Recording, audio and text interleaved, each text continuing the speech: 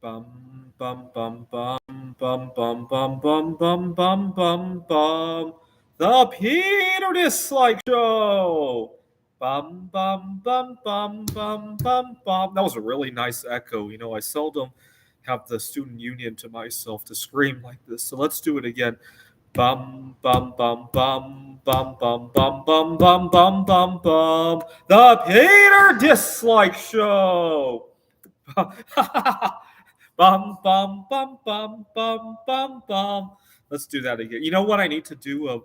There is a museum that has the quietest room in the world because it has all these sound barriers. I need to go in there to record a Peter Dislike Show. I bet that sound would sound really nice. Bum bum bum bum bum bum bum bum bum bum bum bum. The Peter Dislike Show. Bum bum bum bum bum bum bum. All right, so next week will mark 6 months since I returned to the dating scene. And I like to talk about all the ups and downs of the last 6 months and what I plan to do in the next 6 months. But we need to start with why I returned to the dating scene to begin with, and what got me out of the dating scene to begin with. What got me out of it was really simple. I had gotten myself addicted to working on bismuth art and a number of other things too. And I thought I had the best life in the world. Nobody to bother me. I was making tons of bismuth art every year, and nobody to bother me. I've been doing it for 2 years at this point, and life would have been great. But there was one tragedy while working with this. What had happened was that, and this probably wouldn't have happened if I lived in any other country, but I live in individualistic America where we have to pull ourselves up by the bootstrap no matter what happens. And I suffered a huge tragedy. What had happened was I live in Phoenix, Arizona, and it got to be 110, 115 degrees, and I got a really bad case of COVID-19. I probably also got some heavy metal toxicity while I was working with the metals. And the rest of the world became really hostile to me. One thing I've learned is that no matter how on top of the world you are, right? For example, I teach at Glendale Community College. We just had student evaluations. We just had final exams. You could be sitting on an entire stack of 5 out of 5 reviews. Your boss could be saying great things about you. You could be on top of the world, or you could be in. I'll let you think about what else you could be on top of. As soon as you get any number of things wrong, bam, all of that goes out the window. The world will turn against you. Get a COVID-19, or suffer a death in the family where you're depressed and out of work, or even seemingly trivial things like your computer breaking down and you being out of work because I have to grade things on my computer. I've learned to have multiple backup computers and make sure to back up constantly, because the last thing my work will understand is that I'm late with grading stuff because my computer has broken down, right? But get any of those things wrong, right? Even things that aren't your fault, right? And the world will turn against you really quickly if you don't have a second set of hands. And so I had COVID-19 during the heat wave. I was so lost and confused. Everybody turned against me.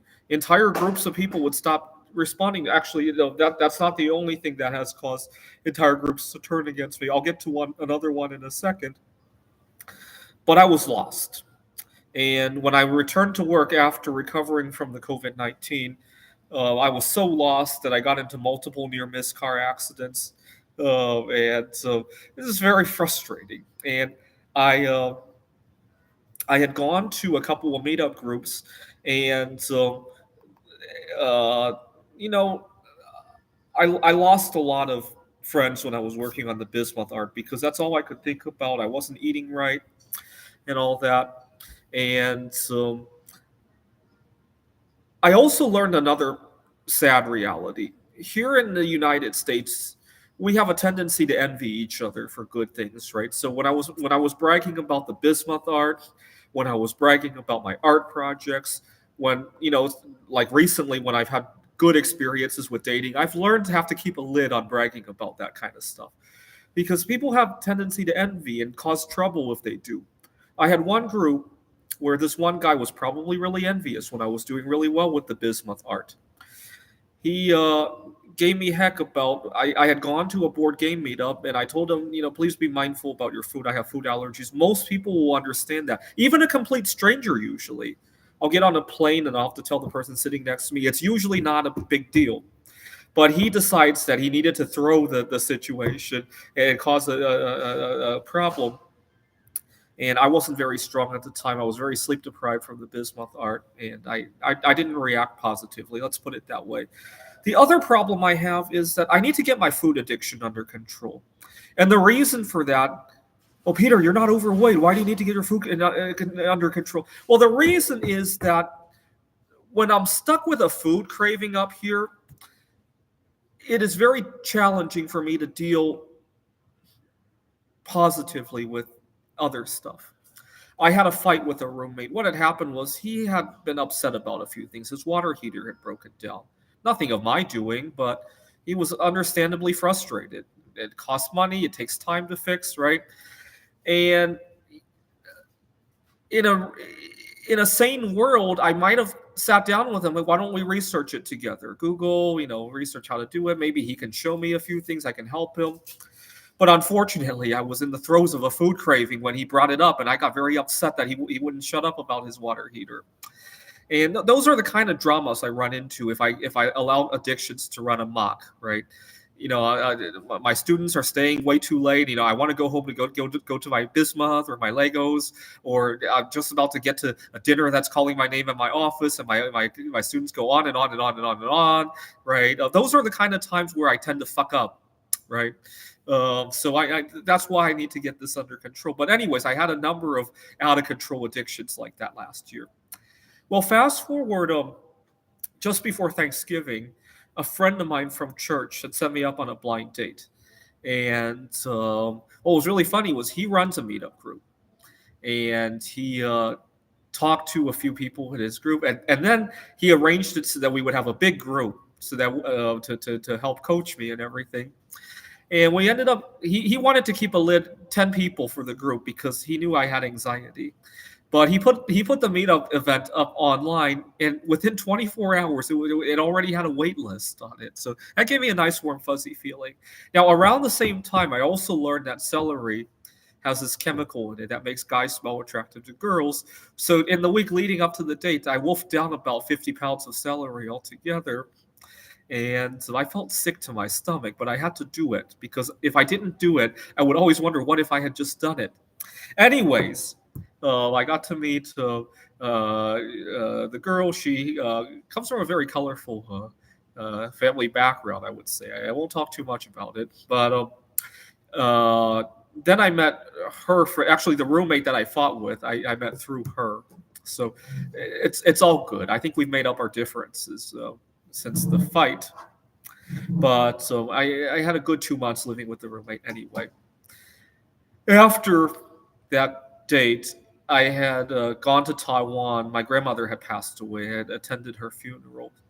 At the funeral, I asked my grandmother to set me up on a blind date with, go talk to Mary Curry and have her set me up on a blind date with one of her family descendants. It's really fascinating what happened. Don't miss out on the story. But I went to my grandmother's casket. Now, Mary Curry discovered polonium-210, which is now made from bismuth. So I left a chunk of bismuth in the casket, and the casket was cremated.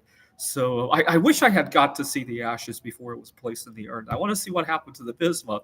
So in her urn, there's some kind of crystal of bismuth, or maybe because there was other jewelry in it, it might have gotten alloyed with other things in there. But she's going to take it to Mary Curry so that Mary Curry could continue working on her research.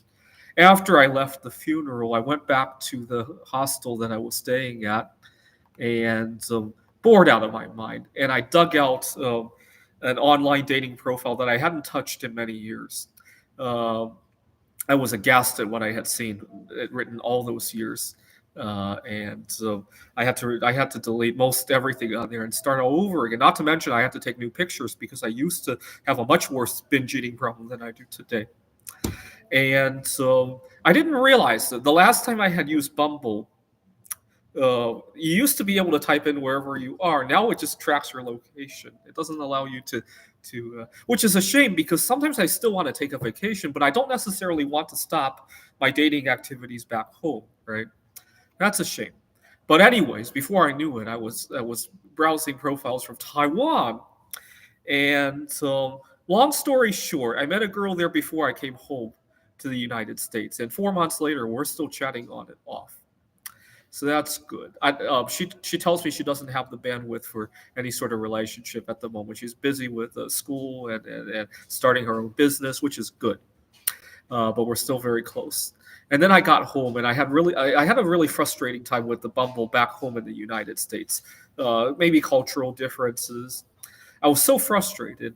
One week, I just kept getting left swiped, right? So I was so frustrated. I said, "Why don't you support my profile by swiping left?" And I went up to my favorite hiking trail and I pointed left. I said, "Please swipe left." And and long story short, within 2 days, I got like 40 some likes for some reason. And so I started responding to them. And there was this girl from Houston, but she had been traveling in Phoenix. She doesn't live here. Uh, she had come here for some kind of meeting of some sort at work, and so but she was back home by the time I responded to her. And at the time, I was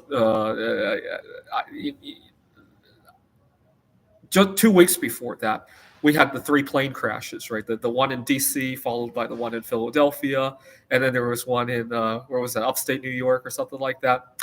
And I remembered the last time. Well, I was 14 years old when, in a single morning, four planes crashed intentionally, obviously.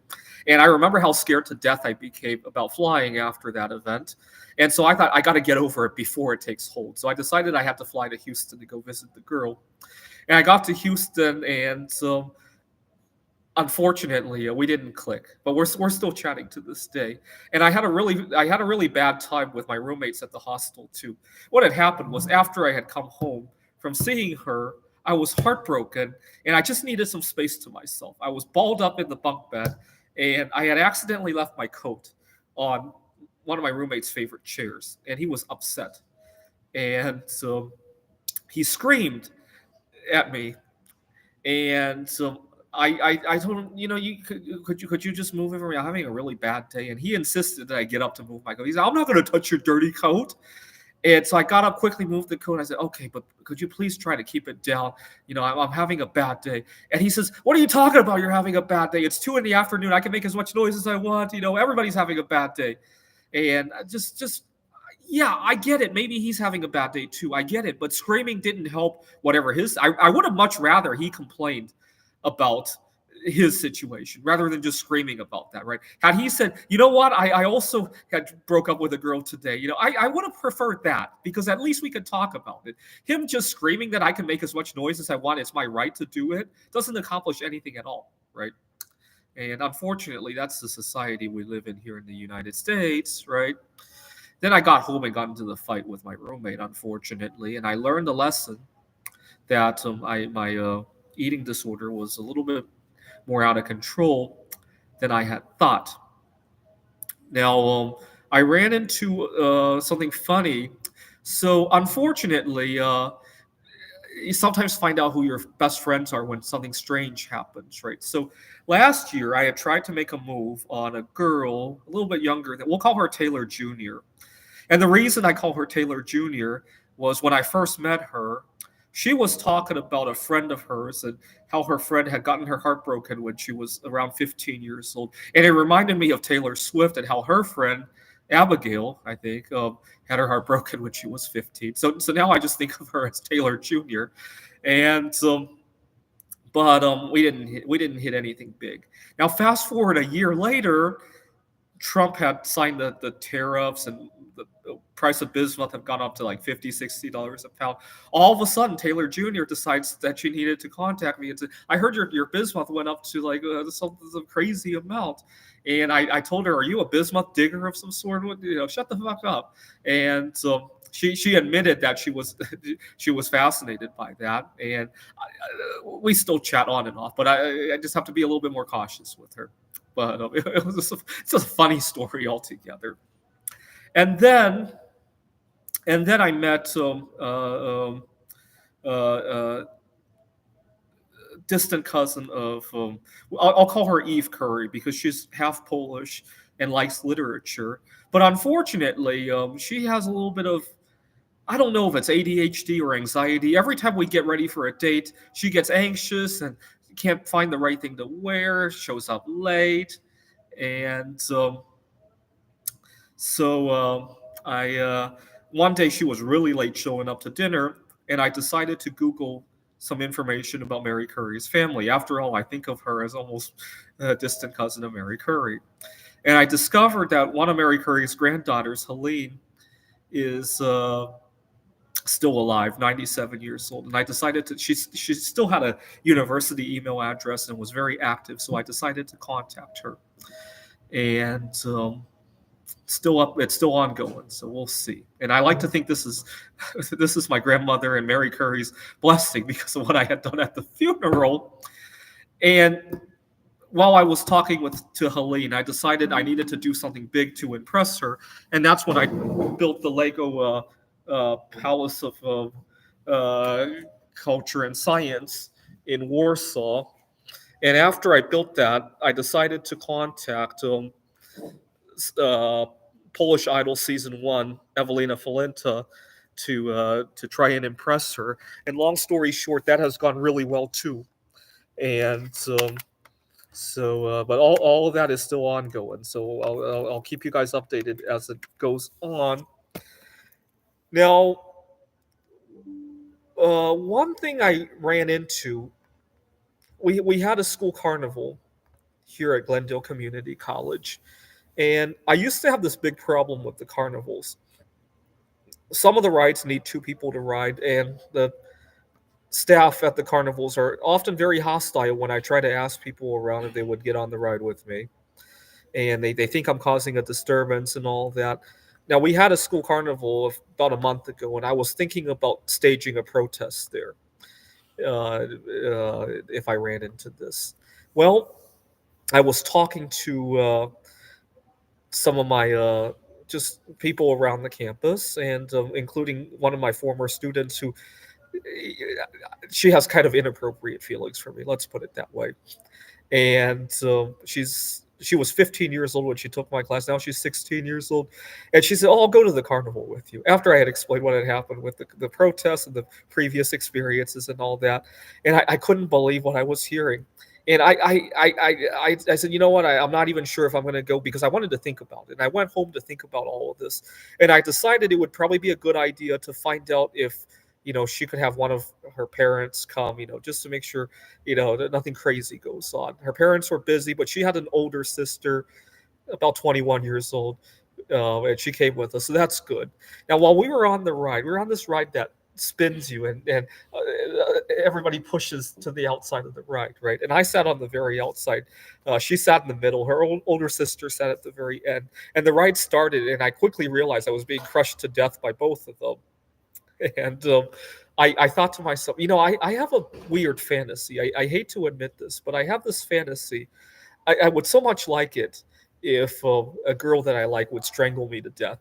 I have fantasies about that a lot, right? So, for example, Evelina Falenta, or let's see, Kelly Clarkson would be another good one. If she would just put her hands around my neck and strangle me to death, I've always had fantasies about that.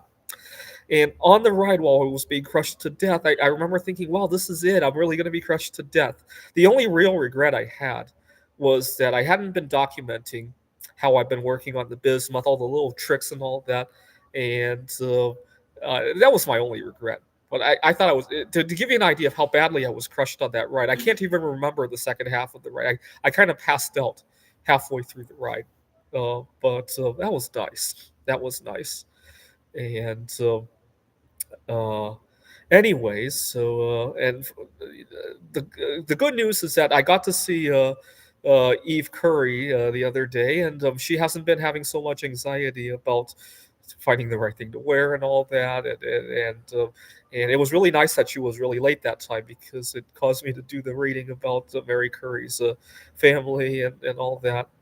And I just got my like my first Lego ideas up there. I got 38 likes so far, I think. How many likes do I have so far? Let me take a look. Uh, let's see. I'm gonna send you guys a link.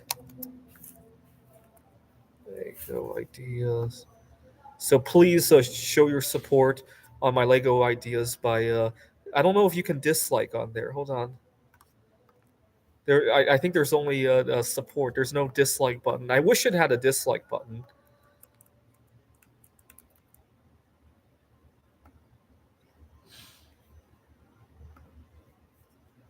Okay. Please show your support. Oh wait. Why am I not able to? Oh, it's too long. Okay, I'll put it in the comments after the video is done. But please show your support by disliking the Lego Ideas project. Anyway, just a really rough up and down 6 months that I've had. I hope to meet Mary Curry's granddaughter Helene soon. Uh, yep, and I'm so glad I asked my grandmother to go talk to Mary Curry. Now, hopefully, I still have one other grandmother alive. Hopefully, the next time around, I'll put some real polonium in there, not just bismuth, right? Although, hopefully, it's not cremated because that would be kind of dangerous. Hopefully, my other grandmother is just buried and I could just leave some actual polonium in there. This is the Peter Dislike Show. Bum bum bum bum bum bum bum bum bum bum bum bum. The Peter Dislike Show. Bum bum bum bum bum bum bum. Bum bum bum bum bum bum bum bum bum bum bum bum. The Peter Dislike Show. Bum bum bum bum bum bum bum. Bum bum bum bum bum bum bum bum bum bum bum bum. The Peter Dislike Show. Bum bum bum.